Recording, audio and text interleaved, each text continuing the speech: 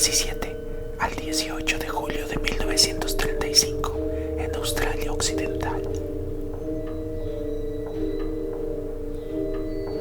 Existen evidencias para dictaminar que, al menos parcialmente, mi experiencia fue alucinógena. Sin embargo, la sensación de realidad fue tan fuerte que a veces me parece absurda esa posibilidad. Si no fui objeto de una alucinación, la estirpe humana deberá aceptar una nueva perspectiva científica sobre la cosmología y el sitio del hombre en la espiral desacompasada del tiempo. También deberá prepararse para un peligro que la acecha. A pesar de que este peligro puede no acabar con toda la raza, tal vez engendre terrores bestiales e inesperados en las mentes más audaces.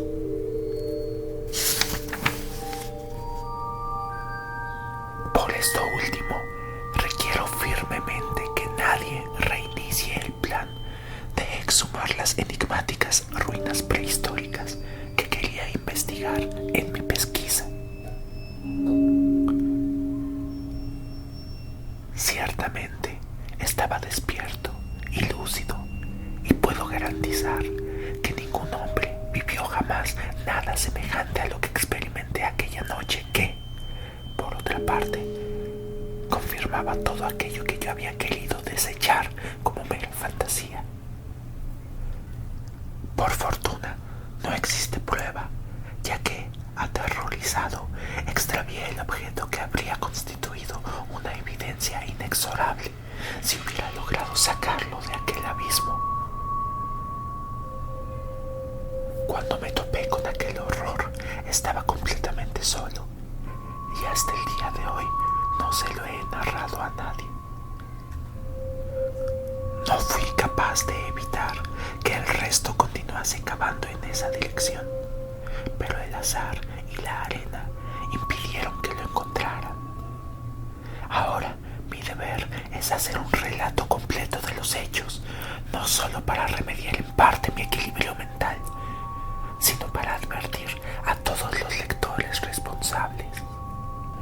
Estas páginas, particularmente las primeras, que serán familiares para el lector de la prensa general y científica, están redactadas en el camarote del barco que me lleva de vuelta a casa. Se las daré a mi hijo, el profesor Wingate Beasley, miembro de la Universidad de Miskatonic, único integrante de mi familia que estuvo a mi lado durante la extravagante amnesia que me aquejó durante un tiempo tan prolongado, y la persona más informada de los detalles y circunstancias vinculados a mi caso. Quizás sea él solo en todo el mundo el que no se burle de lo que contaré sobre esa noche fatídica. No le comuniqué nada antes de embarcar, porque opino que es mejor para él conocerlo por escrito.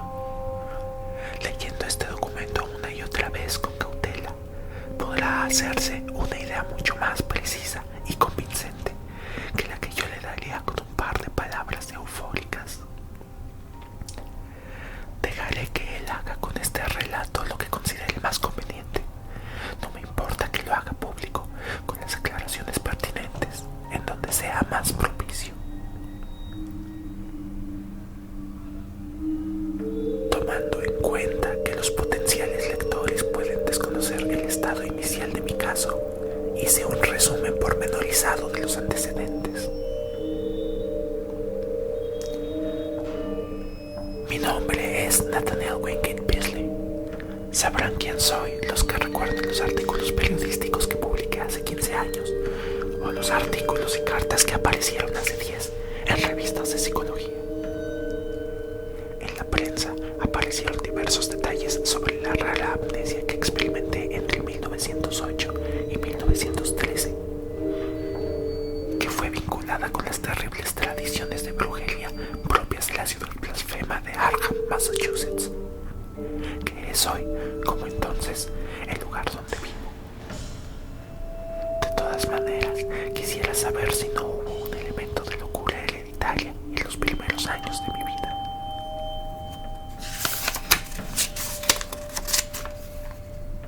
Esto sería totalmente relevante para mí, ya que de no ser así, la sombra del horror que cayó sobre mí provenía irremediablemente del exterior. Tal vez los antiguos siglos de oscurantismo hayan predispuesto a la ruinosa ciudad de Arkham a ciertos peligros preternaturales, pero es improbable, teniendo en cuenta los casos que tuve oportunidad de estudiar. No obstante, hasta donde llega mi pesquisa, los antecedentes mentales de mi familia son completamente normales. Lo que cayó sobre mí provenía del exterior. Estoy completamente convencido, pero todavía no puedo asegurar de dónde. Soy hijo de Jonathan Beasley y Hannah Wingate, miembros de dos antiguas e impolutas familias tradicionales de Haverhill. Nací y me crié en Haverhill, en la antigua casona de Boardman, próxima a Golden Hill, y no me trasladé a Arkham hasta 1895, año en el que ingresé a la Universidad de Miskatonic como auxiliar de economía política. Durante los primeros 13 años, mi vida transcurrió calma y dichosa. En 1896 contraje enlace con Alicia Keyser, oriunda de Haverhill, y mis 3 hijos, Robert, Wingate y Hannah, nacieron en 1898, 1900 y 1903 respectivamente. En 1898 fui nombrado profesor adjunto y en 1902 titular de la cátedra. Nunca sentí el más leve interés por el ocultismo o la psicología patológica. La rara amnesia de la que fui víctima me atacó un jueves, el 14 de mayo de 1908. Su advenimiento fue totalmente súbito, aunque más tarde recordé algunas cortas y endemoniadas visiones que me habían inquietado bastante unas horas antes y que indudablemente constituían síntomas premonitorios. Por otro lado, sentía agudos dolores de cabeza y una sensación muy extraña, completamente nueva para mí, que era como si alguien intentara sustraerme mis ideas.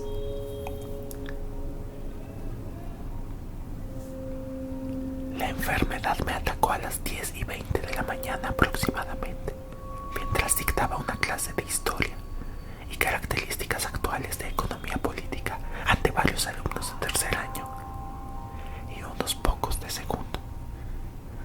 Primero vi figuras ondulantes y sentí que me hallaba en otro cuarto ignoto que no pertenecía a un aula de la universidad. Mis ideas y mi discurso viraron repentinamente y los alumnos percibieron que algo grave estaba ocurriendo. En ese momento, sentado como estaba, me hundí en un estado del que nadie pudo sacarme. 5 años, 4 meses y 13 días después, pude recobrar el uso de mis facultades. Lo que contaré a continuación lo conozco a través de otras personas, como es lógico suponer. Estuve en un coma profundo durante 16 horas y media. Aunque fui trasladado a mi casa en Crane Street 27, después de recibir una excelente asistencia médica. El 15 de mayo, a las 3 de la madrugada, abrí los ojos y comencé a hablar, pero pronto creció la inquietud. Entre los médicos y mi familia, al notar el abrupto viraje en mi expresión y en mi lenguaje, era evidente que yo no recordaba mi identidad ni mi pasado, pero parecía que alguna causa me hacía pretender ocultar este olvido. Mis ojos comunicaban perplejidad al observar a las personas que estaban a mi alrededor, y los músculos de mi rostro experimentaban gestos absolutamente desconocidos. También mi forma de hablar parecía rústica y extravagante. Mis cuerdas vocales funcionaban de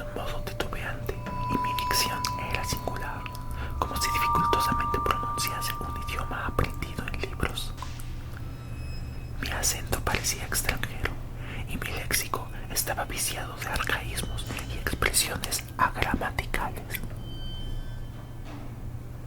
20 años después, el más joven de los médicos pudo recordar, impresionado y con cierto recelo, una de mis raras frases. Porque recientemente la frase que entonces dije se ha puesto de moda, primero en Inglaterra y luego en Estados Unidos. A despecho de tratarse de una frase intrincada y completamente nueva, reproduce hasta en los más mínimos detalles la singularidad del paciente que yo era en 1908. Pronto recobré mi fuerza física, luego de la crisis de mi enfermedad, aunque fue necesario hacer cuantiosas sesiones de reeducación antes de volver a utilizar con coordinación mis manos, mis piernas y toda mi locomoción. Por esto y otras afecciones propias de mi estado amnésico, estuve durante mucho tiempo sometido a rigurosos cuidados médicos. Al comprobar que era inútil fingir que no existían baches en mi memoria, lo acepté abiertamente y me mostré ávido de conocer cualquier información.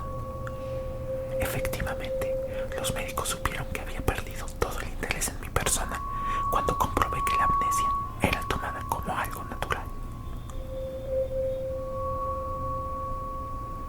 Notaron que mi mayor interés estaba vinculado con ciertas cuestiones históricas, científicas, artísticas y vinculadas al lenguaje y las tradiciones populares, algunas abstrusas y otras totalmente simples que yo desconocía absolutamente. También notaron que tenía algunos conocimientos asombrosos, muchos de ellos casi desconocidos para la comunidad científica, aunque aparentemente yo trataba de ocultarlos, no de manifestarlos. A veces me refería, sin advertirlo y con una extraña certeza, a hechos ocurridos en edades oscuras, previos a todas las eras concebidas por la historia. Sin embargo, al ver la sorpresa que causaba, intentaba que pareciesen parte de una broma. También mi manera de aludir al futuro causó temor en más de una ocasión. Poco después cesaron mis manifestaciones furtivas de saber increíble. Ciertos observadores creyeron que se trataba de una actitud hipócrita de mi parte y no de una merma en los inverosímiles saberes que se veían detrás de mis palabras. Además, era evidente mi anhelo desmesurado por incorporar la lengua, las costumbres y las tendencias del mundo futuro. Parecía un investigador oriundo de tierras remotas y diferentes. Apenas fui autorizado, comencé a visitar frecuentemente la biblioteca de la universidad. Luego dispuse los preparativos para aquellos viajes singulares y esos cursos especiales que dicté en universidades americanas y europeas, que fueron objeto de tantas habladurías más tarde. En todo momento estuve en contacto con sabios y eruditos, dándome cuenta de que mi caso era célebre entonces entre los psicólogos. En muchas conferencias fui presentado como un caso característico de doble personalidad, a despecho de que, a veces, dejaba atónitos a los conferencistas con síntomas que no cuadraban o con cierto halo irónico escrupulosamente velado. De todas maneras, nadie mostró sentir simpatía o cariño hacia mí. Algo en mi aspecto y en mi forma de hablar hacía crecer el temor y la repugnancia en los que se vinculaban a mí. Parecía ser una persona totalmente ajena a todo lo equilibrado y lo normal. Mi presencia provocaba una sensación que los remitía a insondables abismos de lejanía. Mi familia tampoco era una excepción. Desde el mismo momento en que me recuperé del ataque, mi esposa me miró recelosa, con repulsión y horror, afirmando que yo era un extraño que había ocupado el cuerpo de su cónyuge. En 1910, un fallo judicial le otorgó el divorcio y no quiso volver a verme, ni aun después de haber vuelto a la normalidad en 1913. Mi hijo mayor y mi hija pequeña compartían estas sensaciones,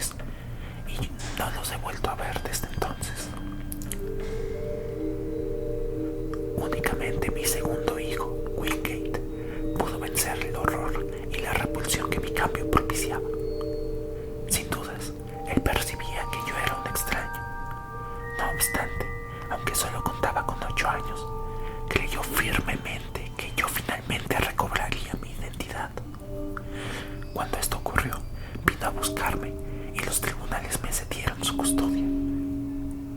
Durante los años que siguieron, colaboró en todos los proyectos que inicié y ahora que tiene 35 años, es profesor de psicología en la Universidad de Miskatonic. Sin embargo, verdaderamente no me sorprende el pánico que producía en la gente. Evidentemente, el alma, la voz y el rictus facial del ser que abrió los ojos el 15 de mayo de 1908 no pertenecían a Nathaniel Wingate Beasley. No quiero extenderme relatando mi vida entre 1908 y 1913, porque los lectores pueden reponer todos los detalles del caso consultando los periódicos y revistas científicas de la época, como yo mismo lo hice. Cuando legalmente fui autorizado a utilizar mi dinero, me dediqué a viajar y estudiar varios centros culturales. Pero mis viajes eran muy particulares, ya que exigían largas estadías en sitios distantes y desérticos. En 1909 pasé un mes en el Himalaya. En 1911 fui noticia por la expedición que emprendí a camello por los ignotos desiertos arábigos. Nunca pude averiguar qué sucedió en aquellos viajes. En el verano de 1912 me embarqué con rumbo al Ártico, hasta el norte del archipiélago Spitzberg. Aparentemente, cuando regresé, me mostré desilusionado. Cuando aquel año terminaba, pasé un par de semanas solo, explorando el enorme complejo de cavernas de Virginia Occidental, a través de sus oscuros pasajes laberínticos, traspasando el límite que había alcanzado el hombre hasta entonces. Nadie repitió esa proeza nuevamente. Mis estadías en las universidades eran caracterizadas por una pronta y anómala incorporación de conocimiento, que sugería que mi segunda personalidad poseía una inteligencia muy superior a la mía. Averigüé también que mis aptitudes para la lectura y el estudio eran sorprendentes. Era suficiente para mí hojear un libro para dominarlo por completo. Mi destreza para descifrar extrañas representaciones era auténticamente extraordinaria. Entonces llegó a decirse que yo tenía la facultad de torcer el pensamiento y la voluntad de los demás, aunque parecía que yo intentaba ocultar ese poder. También hubo rumores acerca de mis vinculaciones con los líderes de distintas sectas oscurantistas y con sabios que eran sospechosos de mantener abstrusos contactos con los maestros iniciáticos de cultos ominosos y antiguos como el mundo. Estas habladurías, que en aquel momento no pudieron ser fundamentadas, estaban respaldadas por la materia de mis lecturas, ya que en las bibliotecas es imposible consultar libros raros sin que se sepa.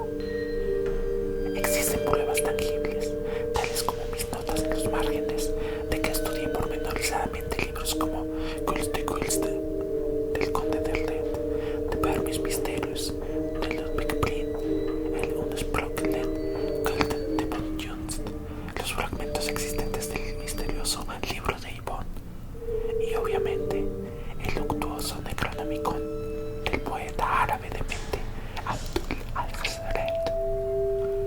Por otro lado, es irrefutable que se vivificó una actitud perversa en diversos cultos durante el periodo de mi cambio. Durante el verano de 1913 comencé a mostrarme desinteresado y aburrido e informé a varias personas que era presumible esperar un cambio en mí. Les comuniqué que sentía volver algunos recuerdos de mi vida anterior, pero no me creyeron, aduciendo que los datos que yo mencionaba podría haberlos obtenido de mis notas personales. A mediados de agosto volví a Arkham y reabrí mi casa de Crane Street, que había estado cerrada durante todo este tiempo. Allí dispuse una extravagante maquinaria, cuyas partes habían sido preparadas por diversos fabricantes de aparatos de precisión americanos y europeos, y lo tuve fuera del conocimiento de toda persona astuta que pudiera inferir de qué se trataba. Los únicos que pudieron verlo, un obrero, una mucama y la nueva ama de llaves, llaves. Contaron que era como una estructura de ruedas, espejos y varas. Tenía aproximadamente 60 centímetros de alto, 30 de ancho y 30 de espesor. Tenía un espejo circular convexo justo en el centro. Toda esta información fue luego corroborada con los fabricantes de las diversas piezas. La noche del viernes 26 de septiembre salieron hasta el mediodía siguiente el ama de llaves y la mucama. Las luces de la casa estuvieron encendidas hasta horas muy tardías. Un hombre delgado, moreno, de aspecto extranjero, llegó en automóvil y entró. Alrededor de la 1 de la madrugada, las luces se apagaron. A las 2:15, un policía que pasaba por el lugar dijo observar la más absoluta tranquilidad. El auto del extranjero estaba aún estacionado en la puerta, pero a las 4 ya no estaba. A las 6 de la mañana, una voz temerosa y singular llamó al doctor Wilson por teléfono para pedirle que me sacara del letargo en el que había sucumbido. Este llamado, de larga distancia, fue localizado más tarde.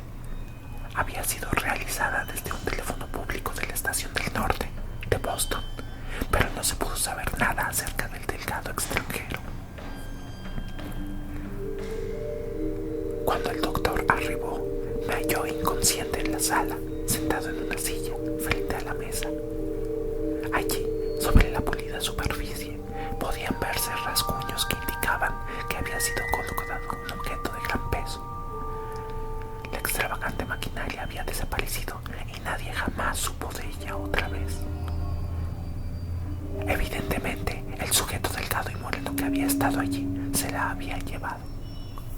En la chimenea de la biblioteca se halló un gran cúmulo de ceniza. Era el detritus de todas las anotaciones que yo había tomado durante mi enfermedad.